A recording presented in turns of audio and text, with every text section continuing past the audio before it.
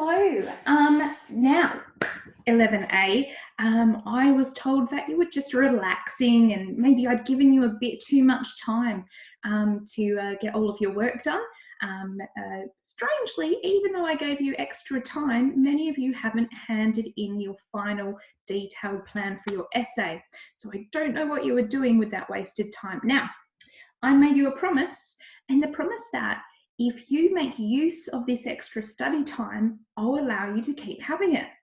But if you waste this study time, if you're playing games or relaxing or not doing the work that you have allocated, you're going to go back to listening to podcasts once a week. So I'm always one to fulfill my promises, and here we are going to listen to a podcast. The requirement of the rest of this class is to listen to the podcast, and you must all complete the podcast note-taking sheet, including name and date. I want you to be writing the main ideas, and you can see that's a little bit smaller than what the supporting detail is. So what are the main ideas that are coming up? Supporting detail, interesting facts, and I want this in dot point, not full sentences. If there's any words that you don't understand, like the word misapprehension, make sure you pop those in so that you can learn them later. So main ideas, dot points, and new vocab. I do expect most of this to be completed, so you're going to have lots and lots of interesting notes from this podcast. Then once you've completed that, I'm going to get you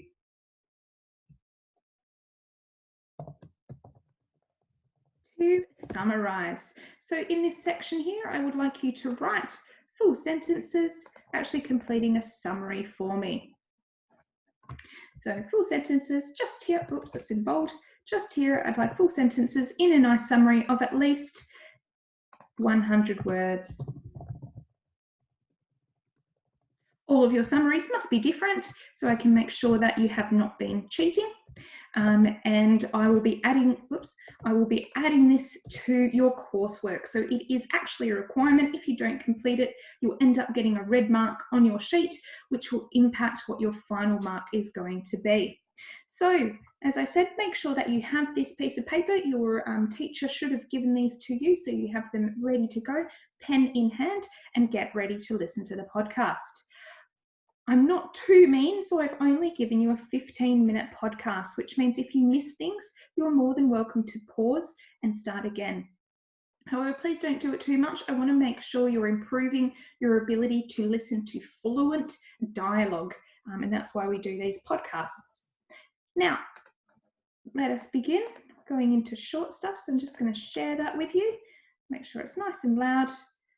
And then at the end, you only have this class to do this. This is not homework to be taken home. I need to receive it at the end of the class, and I will be marking you off. If you don't send it by the end of the class, you'll get a red mark, and you won't actually get any positive feedback for this aspect of the course. Right, here we go. Josh, there's Chuck, there's Jerry. This is Short Stuff. I'm Josh. Jerry's over there. There's Chuck. Let's go. Car radios. Killers? No, this is so. I have to say, this article was like pretty great. It's a How Stuff Works article, and it's why do we turn down the radio when we're lost? And it was like, it's got that kind of classic How Stuff Works sheen, where it's like, well, here's the simple answer, but let me find all this other stuff that has to do with this that makes it that much more interesting, you know? Yeah, it's also kind of funny to look back to the 1930s and realize that their cell phone was the car radio, and they were just as worried that it was going to kill people driving. Yes, right. So like there's this question, like, are we, every time we're worried about some new technologies, is it the same thing as when people before us worried about technology that proved to be totally safe?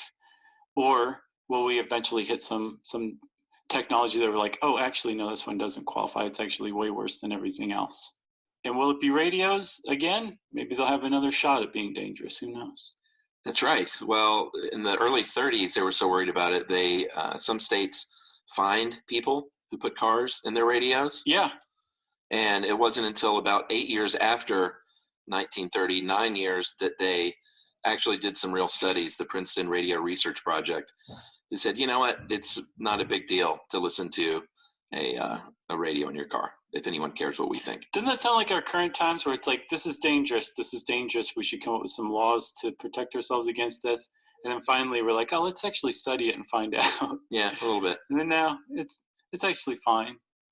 So so the radios were deemed safe, right?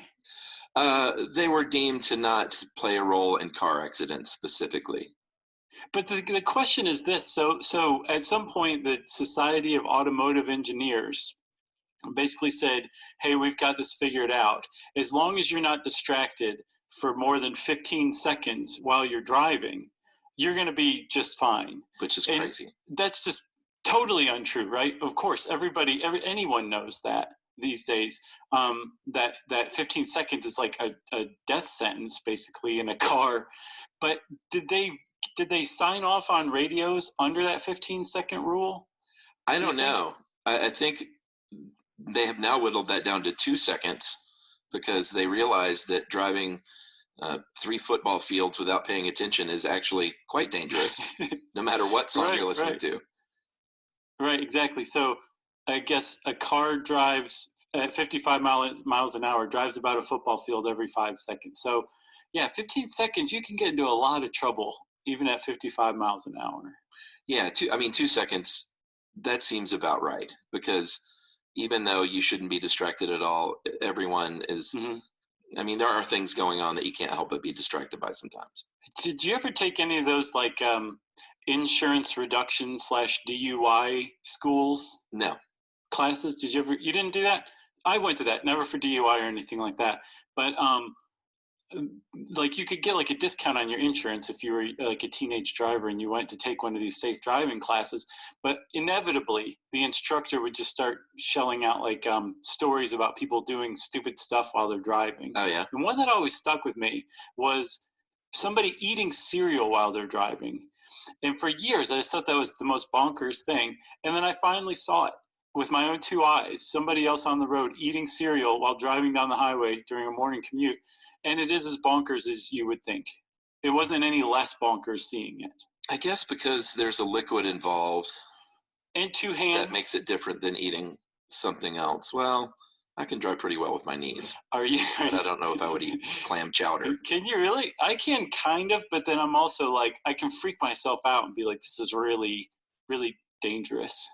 Well, and my car now has one of those sort of driving assistants where you don't have to hold the steering wheel.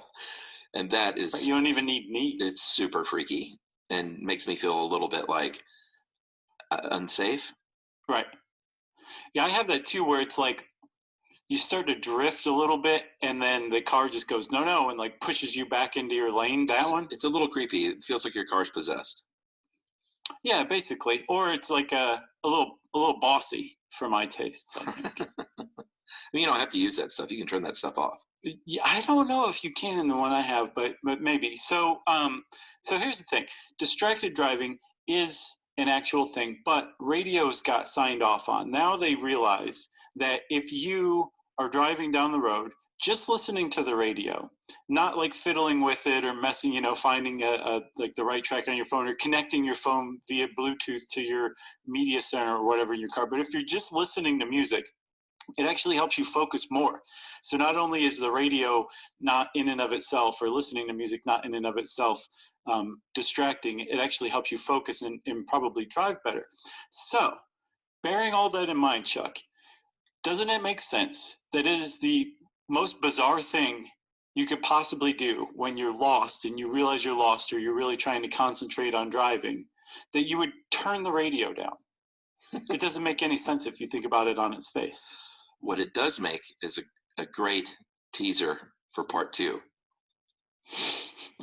Right after this. Man, you know me so well. Well, now, when you're on the road, driving in your truck, why not learn a thing or two from Josh and Chuck? It's stuff you should know. All right.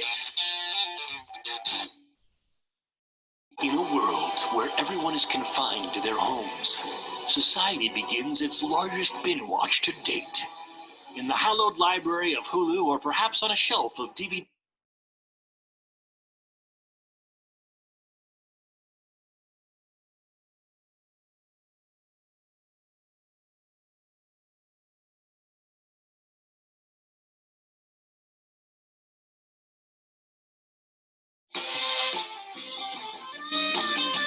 Want to keep the house spotless while in isolation?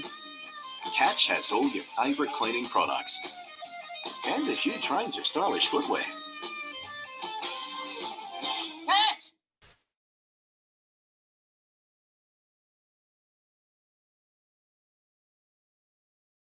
DVDs you haven't looked at in a decade is a show that perfectly encapsulates life in the early aughts and launched a friendship that would inspire millions.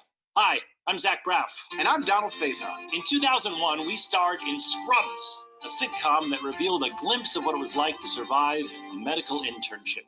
As Turk and JD, we explored guy love. Nearly 20 years later, a lot has changed. We're not Supermen, but we're still best friends. Given the mandatory lockdown, there's no better time to relive the series that brought us together in the first place.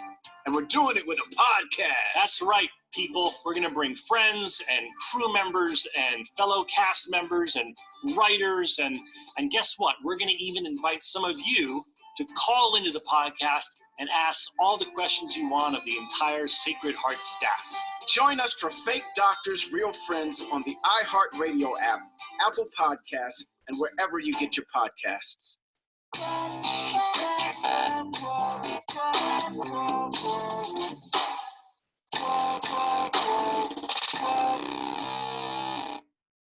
All right, so if we're talking, what we're really talking about is multitasking. Right.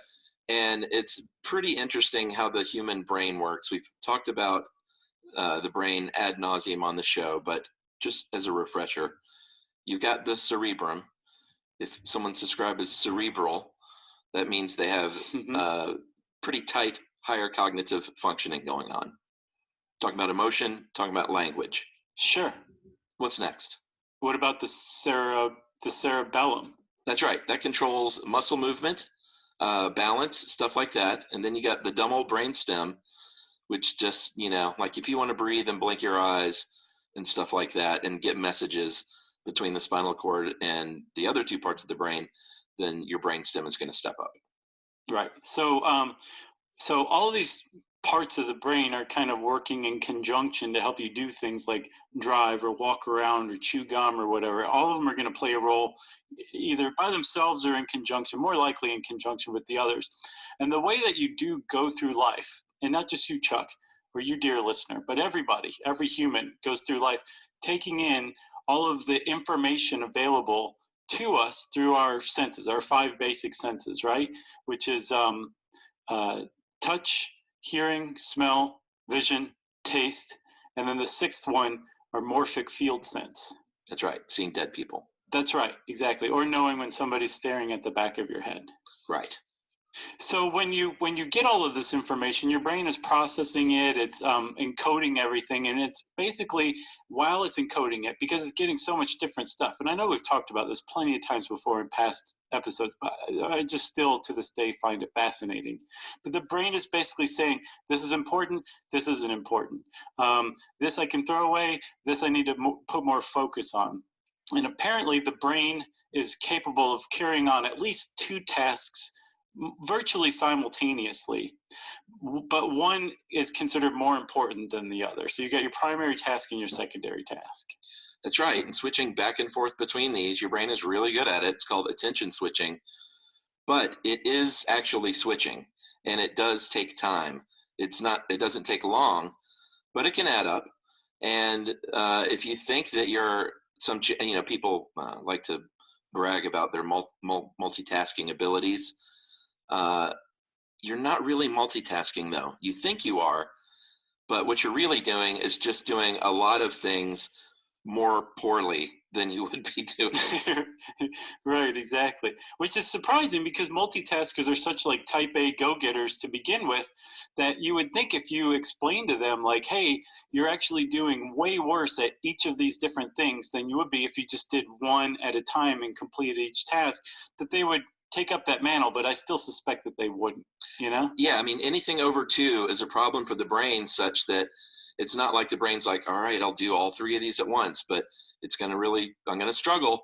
Your brain literally says, no, sorry, that 3rd thing is in line now behind these other 2 things, and they're actually in line as well.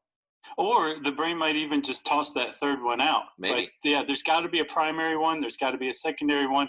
And maybe if it's in a good mood, your brain will take on the third one.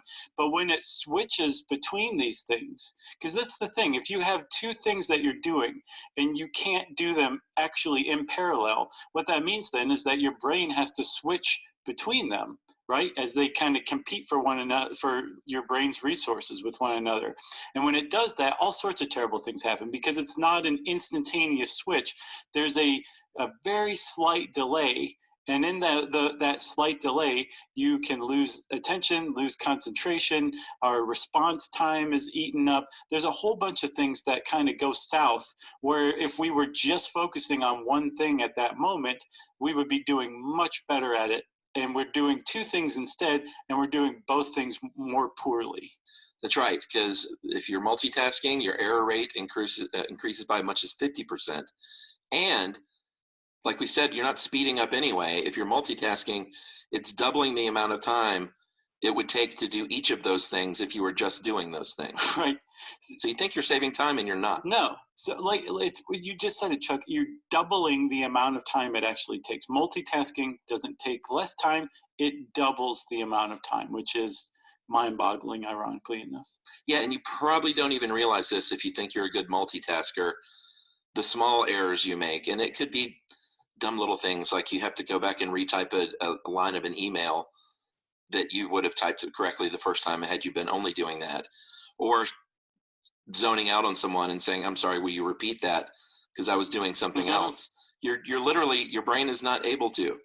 Right, exactly. So it makes sense then that if you are suddenly, you said you're driving along, you suddenly realize you don't know the way, or maybe you're coming up on a street that you need to turn on and this is not a familiar area to you. You really need to concentrate. You would turn down the radio to remove a distraction from your brain so that your brain can focus more clearly on finding this turn or taking in this other sensory information or making these decisions that it needs to make to get you where you're going, which makes a lot of sense if you think about it. That's right. And I'm not sure the science behind it, but I'm sure some people are a little more sensorily stimulated than others by different senses. And I'm one of those that sound can really get to me. If I've got to turn that radio down if I'm lost or I'll go crazy. Or the worst thing on planet Earth to me is having two musics playing at once.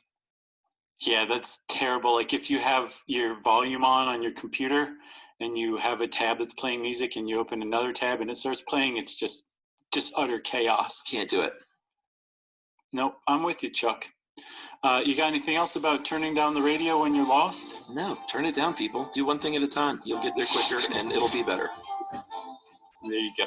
So that means, since Chuck summarized everything so beautifully, that short stuff is out. Okay, so what we need to do now is review your notes. Make sure that you've got the main ideas. Make sure you've got the podcast topic, supporting detail, and any vocab that you do not know. Then I need you to write a summary of what the entire podcast was about. So an overview about what the podcast was about. You then need to either save this if you've done it on Word or send it straight to me. As I said, I need it by the end of the day, otherwise you will not pass. Okay, thank you very much for your time and I will see you in the next class.